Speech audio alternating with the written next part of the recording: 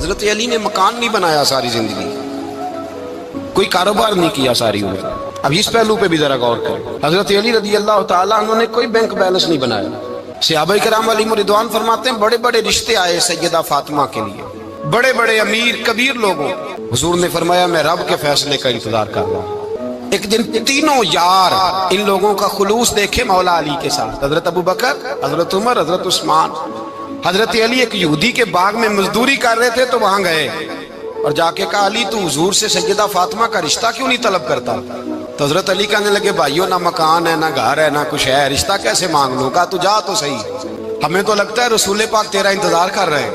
مولا علی شیر خدا کہتے ہیں میں گیا اور جب میں حضور کی بارگاہ میں گیا تو انہوں نے مجھے تیار کر کے بھیجا، مجھے لفظ بھی سکھائے کیا کہنے ہیں. یار تھے نا، لیکن جب میں وہاں پہنچا نا تو میرے اندر طاقت ہی ختم ہو گئی بولنے کی.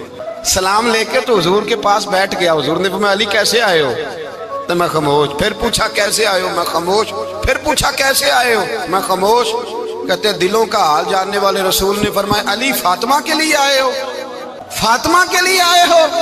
تو حضرت علی کہتے ہیں میرا جواب بڑا نرالا ہے. میں نے کہا حضور وہ تینوں میرے باغ میں گئے تھے، وہ تینوں گئے تھے، مجھے انہوں نے بھیجا ہے. کہتے ہیں رسول پاک مسکرا دیے، فرمایا علی انہوں نے نہیں تجھے بھیجا، رب کریم نے فاطمہ کا تیرے ساتھ نکاح کر دیا ہے، تیرے لیے فیصلہ ہو گیا ہے، فاطمہ کا تیرے حق میں فیصلہ ہو گیا. حضرت علی سیدہ فاطمہ کو بیاہ کے لے گئے تو حضرت زید بن حارثہ کے مکان میں کوئی مکان نہیں. او بھائی تو دولت دیکھ کے بیٹی کی شادی کرتا ہے، سرمایہ دیکھ کے پھر دعا کراتا ہے، دعا کریں اللہ میرے داماد کو ہدایت دے دے. میرے رسول نے بیٹی کی شادی کی تقوی دیکھ کے، پرہیزگاری دیکھ کے، دینداری دیکھ کے اس شخص کو بیٹی دی جو ان الذین آمنوا وعملوا الصالحات اولئک هم خیر البریہ کے درجے میں شامل، ان کو اپنی بیٹی دی.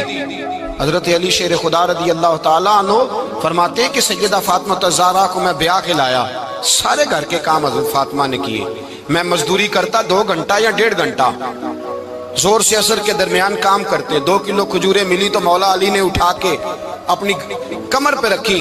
باغ کا مالک کہنے لگا علی تھوڑا کام اور کر لو. فرمایا 2 کلو ہو گئیاں بڑی ہیں، 1 کلو میرے بچے کھائیں گے، 1 کلو مدینے کے غریب بچے کھائیں گے. تو کہا علی کل کیا کرو گے؟ فرمایا کل جو رب زندگی دے گا وہ روزی بھی دے گا. تو بندہ مشورہ دینے لگا. کہا علی جائز پیسے تو اکٹھے کر لینے چاہیے، کیا حرج ہے؟ تو شیر خدا نے ایک جملہ کہا پر شیروں جیسا کہہ دیا.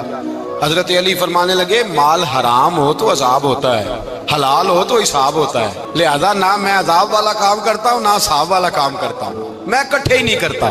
نہ بندہ حساب کے چکر میں پڑے نہ عذاب کے چکر میں پڑے، میں اس رستے جاتا ہی نہیں.